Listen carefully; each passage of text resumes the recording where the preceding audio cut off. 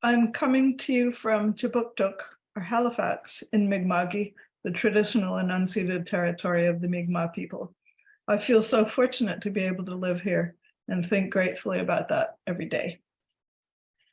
I've been thinking a lot about the weather, as have we all been. My first big aha reckoning with weather was in the early 90s when I had just moved from Ontario to live beside the Atlantic. One summer evening, not long after arriving, I perceived that the moon rising above the ocean horizon appeared to be way too big. I stared at it. I looked away and I looked back. It was definitely too big. I realized it was going to crash into the earth. I had a wave of absolute irrational panic. Life as I knew it was coming to an end. Everyone I loved was about to perish in a horrifying moment, and there was nothing I could do to stop it.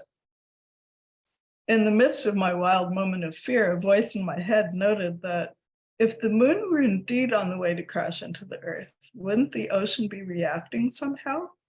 There would be unusual wild waves, howling winds. The weather would definitely not be serenely, mellowly tooting along in its July peace. The fact that the weather continued to be perfectly normal gave me a moment to get a grip and think calmly, and realize that I was observing a trick of the light, photons refracted by the atmosphere, and actually everything was just fine, and what an amazing looking moon was making her arrival. I've never forgotten that moment though, and still rely on the weather to reassure me that all is well, even if there is too much wind or rain or sun or whatever at the moment. The weather can tell us stuff if we pay attention.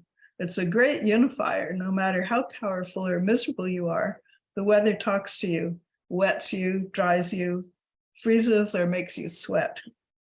Weather is an equalizer, a force reminding us all that we are insignificant motes of dust and subject to forces we have no agency over. Weather also reminds us all that the slightest atmospheric imbalance of carbon, for example, can set up a chain reaction that will go heaven only knows where before it reaches some new kind of stasis. In the past, there have been 5 major extinction shifts, bringing profound crazy weather: ice ages, eras of dust and heat, the disappearance of many kinds of beings, and the arrival of many others. We're in the 6th now. As the carbon levels increase in the atmosphere, habitat is lost and water levels rise as the overall temperatures increase on Earth. Such swings happen periodically. The challenges for inhabitants come when the change happens too quickly for living things to evolve and adapt to the higher or lower temperatures or water levels or carbon or whatever. For some perspective, though for me anyway, the numbers are so big that I can't grasp what they mean, other than it covers more time than most of us could possibly comprehend. Our planet came into existence about 4.5 to 5.5 billion years ago, and the origin of life has generally been understood to have begun in the Precambrian era about 3.5 billion years ago. Fungi and the first multicellular living things appeared only 700 million years ago, which seems like an eye blink compared to the big span. The first major extinction event was in the Ordovician period, 510 million years ago. This was in the time of mollusks, when the first plants moved onto the land. It's speculated that the proliferation of oxygen and carbon dioxide in the atmosphere generated by land-living plants threw the climate off balance, resulting in a massive freeze which killed off many living species.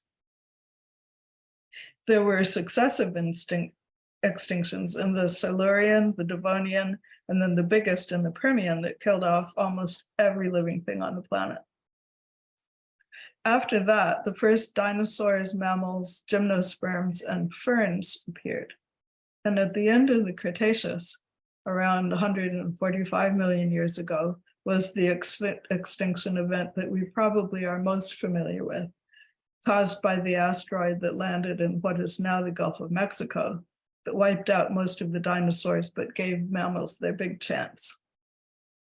We are now in the Quaternary period, the most recent 1.5 million years.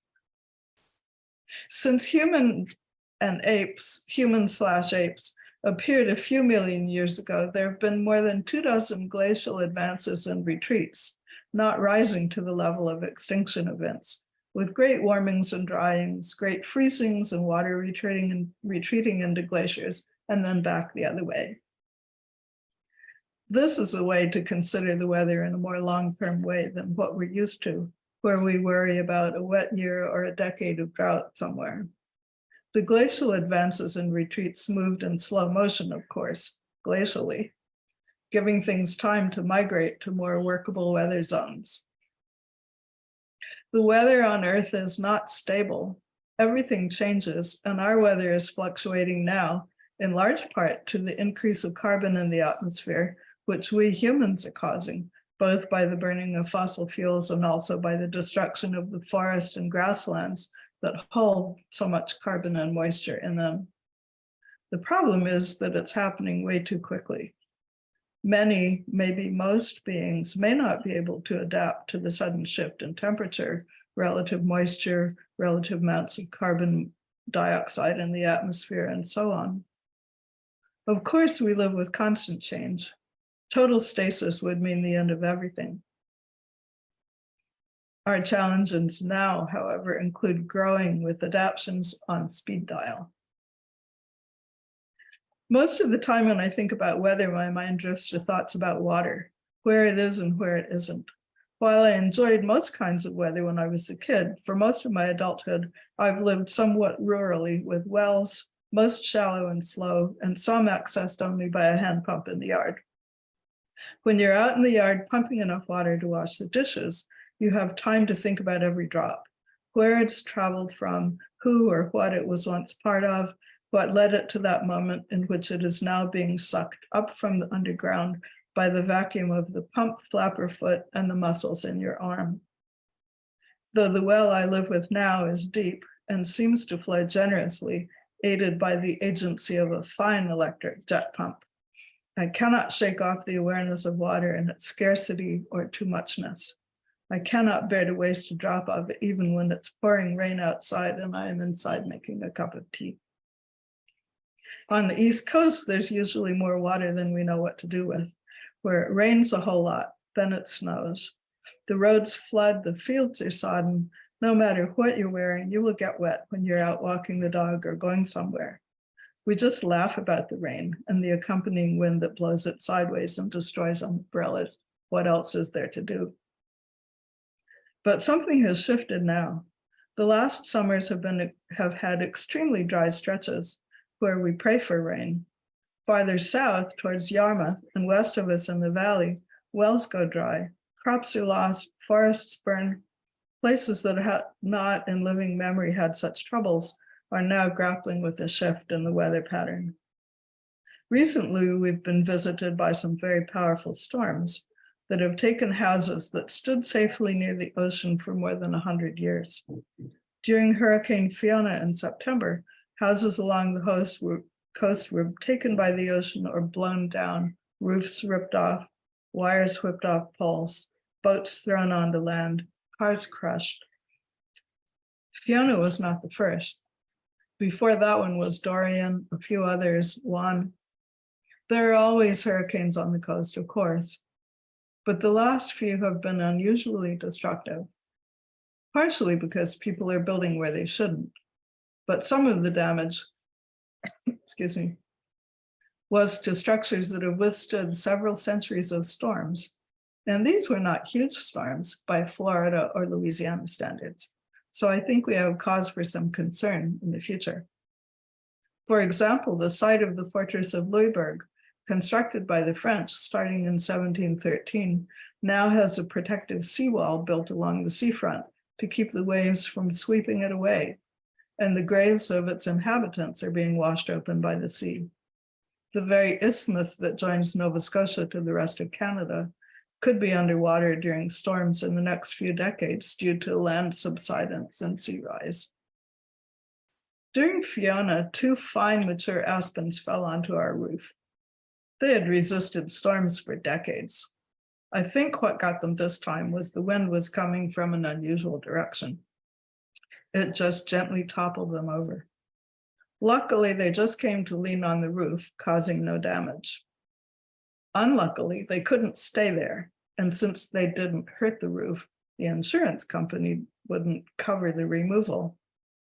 Unluckily, cutting 2 big trees off someone's house is dangerous, requiring a big crew to do the work safely, and the bill was also very big. Luckily, no one was injured. The trees were removed successfully, and now there's an opening in the canopy, which will help a young elm tree and maybe a nearby horse chestnut get some growth. Unluckily, there are many other big aspen near the house, which we do not want to cut. Luckily, though, they are still standing and we have some choices. Ours is a microcosm of dilemmas that people are probably now thinking about all over the Maritimes. The aspen trees grow from a central mother tree that sends out running roots that then send shoots up wherever it seems promising. I've been watching a kind of dieback among many of those aspen.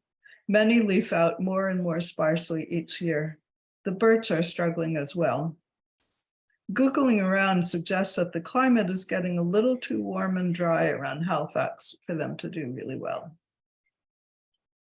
I wonder if they are able to slowly move north, where there won't be quite as much summer heat and maybe a bit more moisture.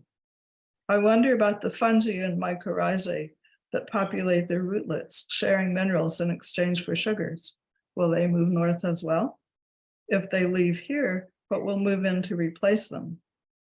Will whatever comes next be able to work with such perfect unity with the oaks, maple, elm, pine, spruce, jack pines, and birch that live here now? I cannot help but think that the dry summers and the toppling of those trees is related.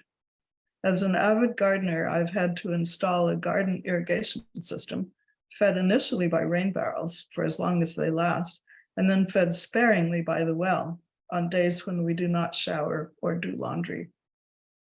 When I go out and push my fingers through the mulch into the soil below, I am amazed at how warm and dry it can feel. I wonder how the small kingdoms of insects, other arthropods, worms, and bacteria can manage with all that dryness. I work with cloth, mostly linen, but a little silk and cotton, plant materials. And I dye my yarn or cloth with plant dyes.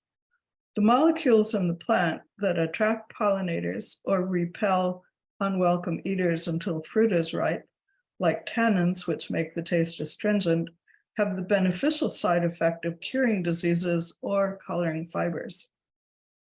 These are all manufactured through the careful and specific choreography of plant leaves and roots, bacteria and mycorrhiza, and other fungi in the soil. Each time I cook up a pot of goldenrod leaves or alder twigs, I think about all the action that went into making that color. It is a miracle. And I appreciate the very local palette that I can work with from this place at this time.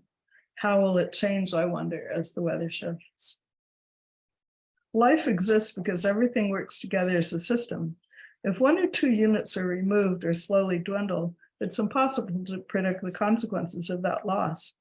Something will fill the void and stasis will return, of course.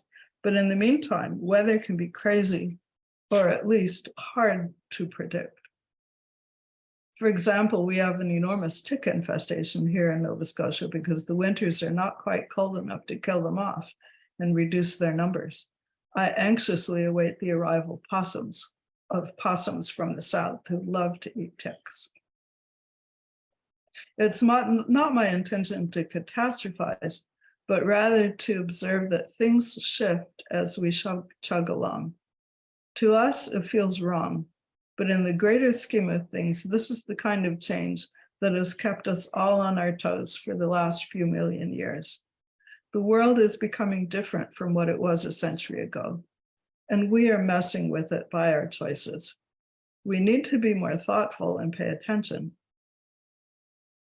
Earth is a wonderful place, and I hope we can embrace the challenges approaching as much as we have loved the seeming static state of things for the last century or so, before the tilt becomes so evident.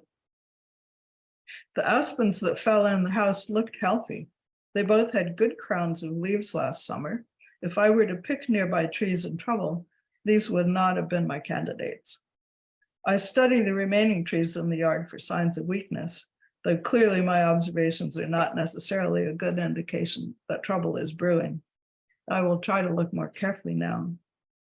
Then I look out at the remaining bits of snow and rejoice in the coming weather of spring, the squirrel, daffodil, and lily shoots pushing up through the soil, and remind myself about all of the wonder that the weather embodies. Yes, we need to be willing to act and live differently now that we are beginning to understand what we have set in motion more recently.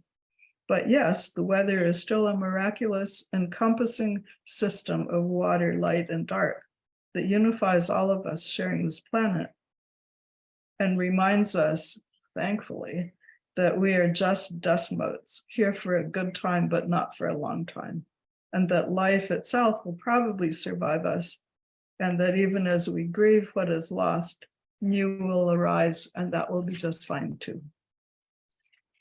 And that's my thoughts on water, on weather and water.